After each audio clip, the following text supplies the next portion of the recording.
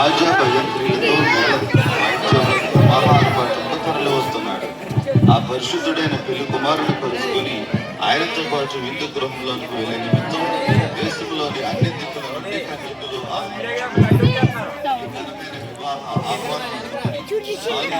కొత్త వీడియో ఎలా పడుతుందిరా?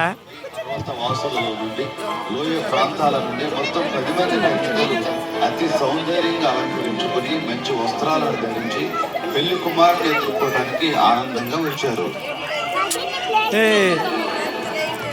వారి పేర్లు ఏమంటే వందన, కీర్తన, దేవప్రియ, కరుణ, ప్రార్థిత, ఆకర్షణ, సప్తవర్ణ, మధుభాషిణి, ధీమనష్ట, లోకప్రియ.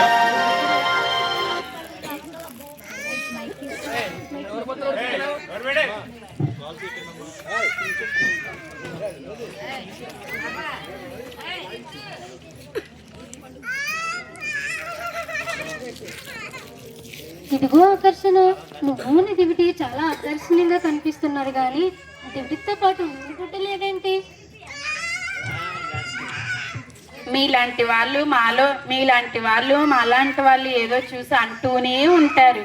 ఇంత ఆకర్షంగా ఉన్న నన్ను, నా దివిటిని పొగడ్డ మానేసి నూనె బుడ్డు మాట్లాడుకునే సమయమా ఇది?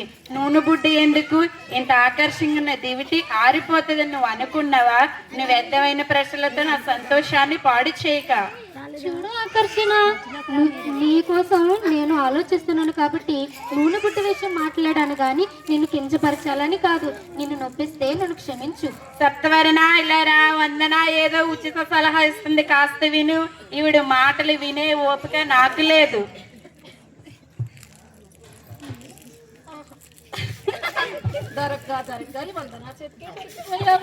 అయినా గాని ఈమె చెప్పే మాటలు ఈ చెవిని విని మరో చెవితో విడిచిపెట్టాలే గాని అలా పట్టించుకోకూడదు. మైక్ దగ్గర పెట్టు. ఇదిగో సప్తవరణ, నీ బట్టలు నీ దివిటి 7 రంగులతో తెలియక ఉన్నాయి, కానీ వందనం చక్కని ఆలోచన అంత తేలిగా పడేది. మొత్తానికి వందనాన్ని బలపరుస్తూ బాగానే మాట్లాడుతున్నా గానీ మా ప్రయత్నాలు మార్చలేదు. జ్ఞానవంతులమే.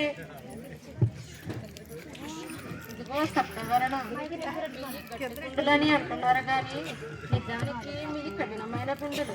ఎందుకంటే మీ ఆలోచనలో లోపాలున్నాయని తెలిసిన ఒప్పుకొని ఇష్టపడిన మూర్ఖులు. మీ పొరపాట్లను ఒప్పుకోలేని సునీతపరు. అవును, నువ్వు చెప్పినట్లే మేమంతా కలిసి మీ మనసులను మార్చలేము కదా.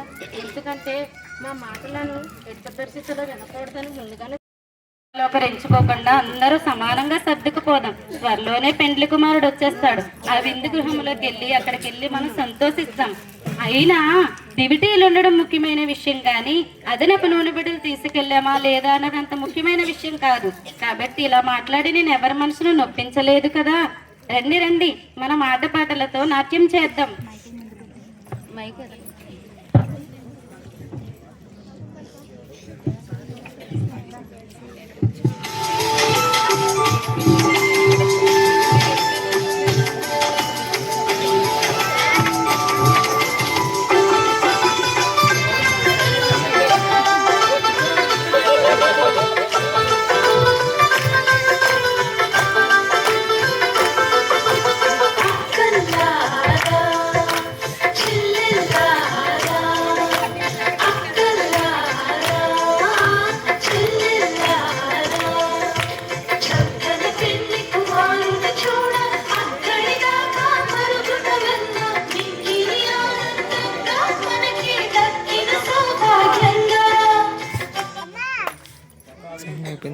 సాంగ్ అయిపోయిందా?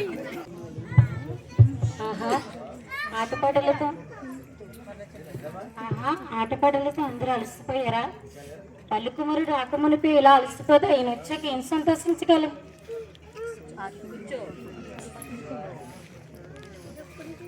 వందన, సత్యాన్వేసి మధుభాషలో మాటలు వింటుంటే అంతా నిజమే అనిపిస్తుంది. మనం కూడా వాళ్ళలాగా అదనంగా నూనెను తీసుకుపోతే మంచిదేమో అనిపిస్తుంది. అయితే ఆకర్షణ, సప్తవర్ణ, మధుభాషల మాటలు వింటుంటే అదనంగా నూనెను తీసుకుపోవడం వ్యర్థమేమో అనిపిస్తుంది. అబ్బా, నాకేం అర్థం కావట్లేదు. కొంతసేపేమో నూనె అదనంగా తీసుకుపోవడం మంచిదేమో అనిపిస్తుంది, అంతలోనే అదనపు భారం తప్ప మరేమీ కాదనిపిస్తుంది. అబ్బబ్బా, ఈ రెండు ఆలోచనల మధ్య సతమతమైపోతున్నాను. అయ్యో మనసుగా మానసిక ఆరోగ్యంతో ఉన్నట్టున్నా, నీ కొరకు నేను ప్రార్థన చేస్తాను. దయచేసి ఒక మంచి నిర్ణయం త్వరగా తీసుకో. ప్రార్థిత, నీ ప్రసంగాన్ని కొంచెం ఆపుతావా? కనబడే మనుషుల్ని సహాయం కోరితే ఒకరు కాకపోతే ఇంకొకరైనా సహాయం చేస్తారు. కనబడని దేవునికి ప్రార్థిస్తే ఏం లాభం? ఈ రోజు మన పెళ్లి కుమారుని ఎదుర్కోవడానికి వెళ్తున్నాం. ఇక్కడ తేడా ఏమిటంటే మీరేమో దివిటీలతో పాటు నూనె బుడ్డే అవసరమని అంటున్నారు, మేమేమో దివిటీలు ఉంటే చాలు నూనె బుడ్డే అవసరం లేదని అంటున్నాము. ఇక్కడ తేడా ఏమిటంటే ఎవరైనా సహాయం చేస్తారని మీకు నమ్మకం లేకపోవడం వలన కనబడే మనుషుల్ని విడిచిపెట్టి కనబడిన దేవునికి ప్రార్థిస్తున్నారు. ఈ లోకంలో మాకు ఎంతో మంది స్నేహితులున్నారు. మీలాంటి వారితో తప్ప మరెవరితోనే సహవాసం చేయరు. అంతా ప్రత్యేకంగా ఉంటారు. మీకేదైనా ఆపద వస్తే మిమ్మల్ని ఆదుకోవడానికి ఈ లోకంలో ఎవరూ ముందుకు రారు. ఇదిగో లోకప్రియ, ఈ లోకాన్ని నువ్వు అదనంగా ప్రేమించడం వల్ల నువ్వు ఇలా మాట్లాడుతున్నావు, కానీ అదనంగా నూనె తీసుకెళ్లే మా సలహా నీకు నచ్చలేదు కాబట్టి ఎవరి నిర్ణయాలు వరకు తీసుకోండి.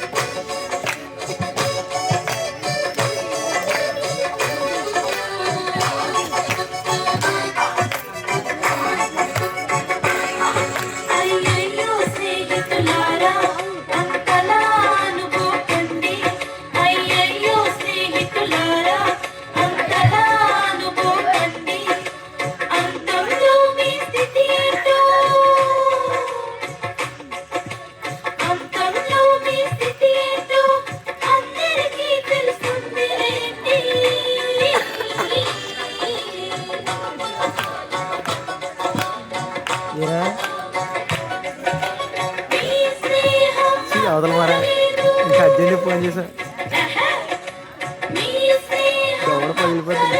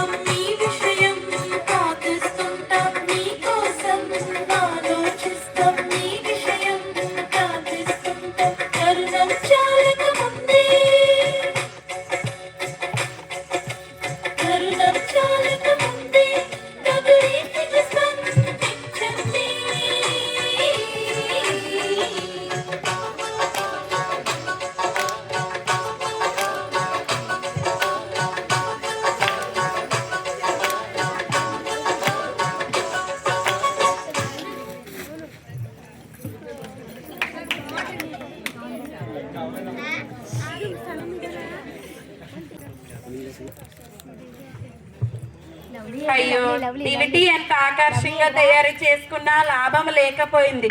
ఆకర్షంగా ఉన్న దివిటి వెలుగుతూ ఉండాలి కదా. పెళ్లి కుమారుడితో పాటు విందు గృహానికి వెళ్ళడానికి ఆకర్షంగా ఉన్న దివిటి వెళ్ళాలి కదా. అయ్యయ్యో, ఇప్పుడు నేనేమి చేయను? అయితే సరేలే 7 రంగులతో అలంకరించుకున్నా నా అయితే సరేలే నా డ్యూటీ 7 రంగులతో అలంకరించుకున్నా రంగులంత మాత్రాన డ్యూటీ వెలుగుతున్నా. నేను ఎంత బుద్ధిహీనరాను. కీర్తన సత్య చెప్పిన మాటలు మంచి సలహా పాటించలేదు. ఇప్పుడు నేనేం చేయాలి? అయ్యయ్యో, మీ సంగతి అలా ఉంచండి. నా పరిస్థితి మరీ ఘోరం. అందరూ సమానమే, అందరూ సర్దుకుపోదామని ఎన్నో మధురమైన మాటలు పలికాను. ఏం ప్రయోజనం? అయ్యో, ఎంత బుద్ధిహీనంగా ప్రవర్తించానో. మీ అందరికంటే నా పరిస్థితి మరీ ఘోరం. ప్రతి విషయానికి 2 మనుషుల మధ్య తడబడే ద్విమనసికురాలని. ఈ మానసిక రోగం నుండి సరైన విడుదల పొందాలి అంటే దేవుని సన్నిధిలో ప్రార్థించాలి. ప్రార్థిత ముందే చెప్పింది, ప్రార్థిత చెప్పినట్లే జరిగింది. ఆపద సమయంలో నూనె ఆమె చెప్పిన నూనె ఆదుకుంటుందని ముందే గ్రహించి ఉంటే ఎంతో బాగుండేది. ఇప్పుడు తీరిగ్గా కూర్చొని బాధపడితే ఏం ప్రయోజనం? ఇదిగో ఆకర్షణ, సప్తవర్ణ, మధుభాషిణి, ద్విమనస్క, మీరంతా ఎందుకు భయపడుతున్నారు? ఎంతో ప్రియముగా ఎంచుకున్న ఈ లోకము మన ముందర ఉంది. ఈ లోకంలో ఉన్న వాళ్ళంతా మన స్నేహితులే.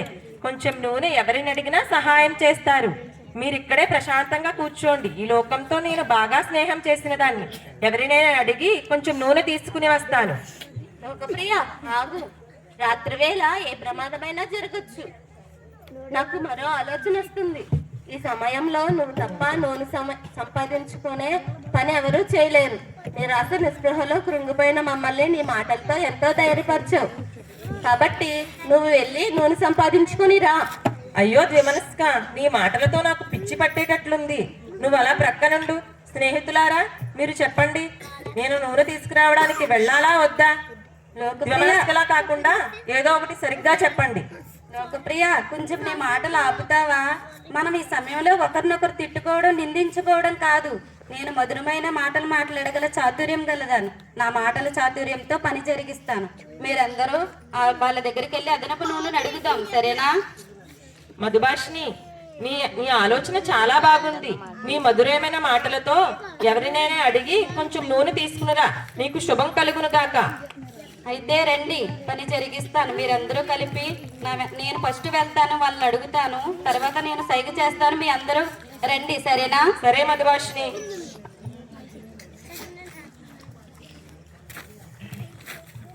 ప్రియమైన స్నేహితులారా, నేను మీతో కొంచెం మాట్లాడాలి. ఏం పర్లేదు మధుభాషిని, లోపలికి రా. మీరందరూ దివ్యలు వెలిగించుకొని సిద్ధంగా ఉన్నారా? ఏం సిద్ధపడడం? మీరు ముందుగా చెప్పారు అదనపు నూనె తెచ్చుకోమని. మేము ఎన్నిసార్లు చెప్పినా వెళ్ళలేదు. అందువల్ల మేము ఇప్పుడు మేము సిగ్గుపడుతున్నాం దానివల్ల. అయినా కొంచెం మీరు అదనంగా తెచ్చుకున్నారు కదా, అది కొంచెం మాకు ఇస్తే మా దివిటీలు వెలిగించుకుంటాం. మధుభాషిని, ఇది దైవజ్ఞానం అనిపించుకోదు. మేము అదనంగా తెచ్చుకున్న నూనె మీకు మాకు సరిపోదు. కాబట్టి మీరు త్వరగా ఊరిలోనికి వెళ్ళి నూనె కొనుక్కొని రండి. రండి, కొంచెం నూనె ఇస్తారా? నేను తెచ్చుకున్న ఈ నూనె మీకు మాకు సరిపోదు. నేను తెచ్చుకున్న ఈ నూనె మీకు మాకు సరిపోదు. ఆకర్షణ, సప్తవర్ణ, మధుభాషిని, ద్విమనస్క, ఎందుకు వాళ్ళని ఇంతలా బ్రతిమలాడుతున్నారు? రండి, మనం దైవజ్ఞాని కళాశాలలోనికి వెళ్ళి కొంచెం నూనె కొనుక్కుని వద్దాము. రండి.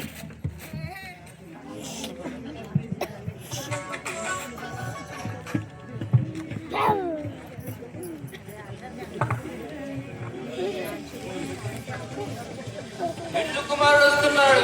కన్యకలారా రండి, ఆయన ఎదుర్కొని ఆయనతో పాటు విందు గృహంలోనికి వెళ్ళడానికి సిద్ధపడండి.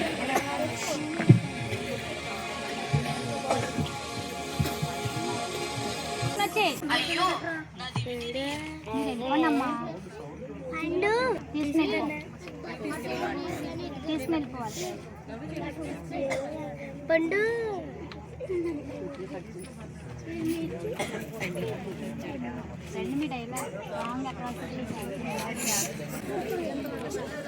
అవి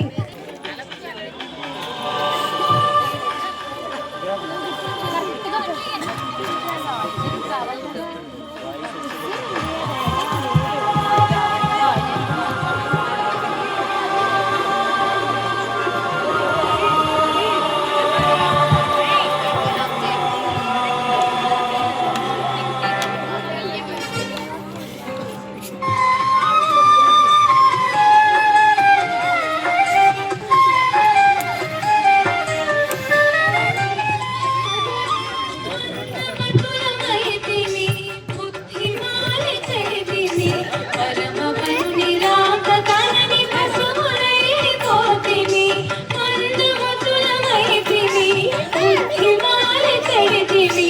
పరమపరుని రాక కనని పశువులైపోతిమి.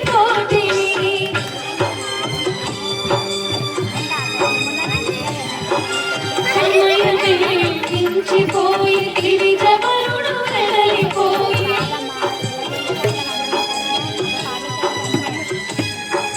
సమయమే మించిపోయి గిరిజవరుడు వెడలిపోయి, గుండెలోని ఆశ జారి కన్నులలో నీరు నింపె, గుండెలోని ఆశ జారి కన్నులలో నీరు నింపె.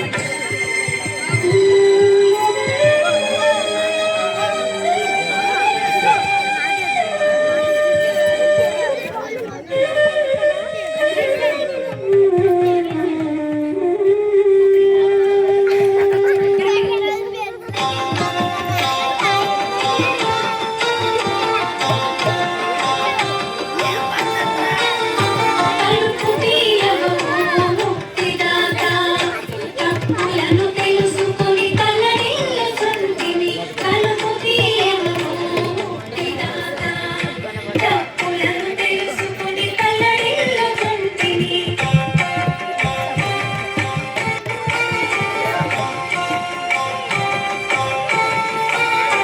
ఒకసారి అందించి మమ్ము బ్రోవరావా, బ్రతుకంత నీ పాద సేవ చేతుము స్వామి. ఒకసారి అందించి మమ్ము బ్రోవరావా, బ్రతుకంత నీ పాద సేవ చేతుము ఏయ్! స్వామి. తలుపు తీయవో ముక్తిదాతా, తప్పులను తెలుసుకొని తల్లడిల్లుచుంటిని. తలుపు తీయవో ముక్తిదాతా, తలుపు తీయవో ముక్తిదాతా.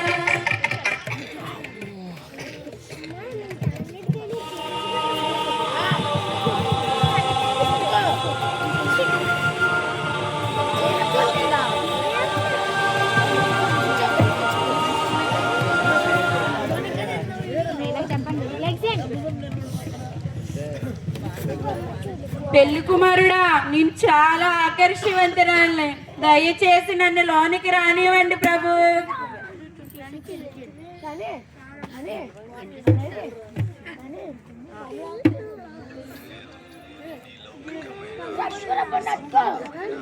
ఆకర్షణతో సంబంధం లేదు. నీకు తలుపు తెరవబడుతుంది. వెళ్ళిపో. రానికండి ప్రభు.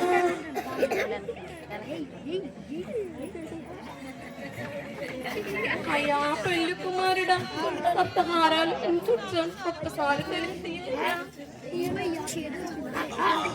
నీ రంగుల లోకానికి గాని నీకు గాని ఇక్కడ చోటు లేదు. అసలు నువ్వెవరో నాకు తెలియదు. వెళ్ళిపో. లోపలికి వచ్చే అవకాశం నీకు లేదు. అయ్యా తెలిపి తీయ్యా.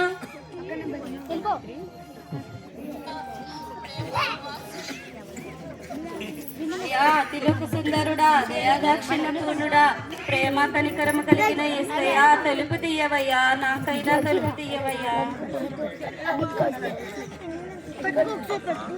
నీ మధురమైన మాటలు చాలా బాగున్నాయి, కానీ నువ్వు ఎవరివో నాకు తెలియదు. ఎందుకు నీకు చోటు లేదు.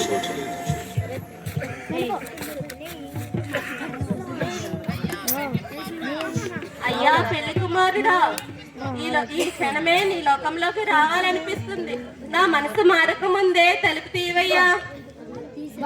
అమ్మా, నువ్వు ద్విమనస్కురాలిలో ఉన్నావు. లోపలికి వచ్చాక మళ్ళీ బయటకు పోవాలని ఉందని అంటావు. ఇలాంటి ద్విమనస్కులకు నా విందు గృహంలో స్థానమే లేదు. వెళ్ళిపో. అయ్యా పెండ్లి కుమారుడా, తలుపు తీయి తండ్రి. నేను లోకప్రియాని. ఈ లోకము కంటే నీవే గొప్పవాడవని నాకు ఇప్పుడు అర్థమైంది. నాకైనా తలుపు తీయవా తండ్రి? నీ పేరు లోకప్రియ అంటున్నావు. నువ్వెవరివో నాకు తెలియదు. వీళ్ళు ఆ లోకాన్ని ప్రేమిస్తూ ఆ లోకంలోనే నశించుకో.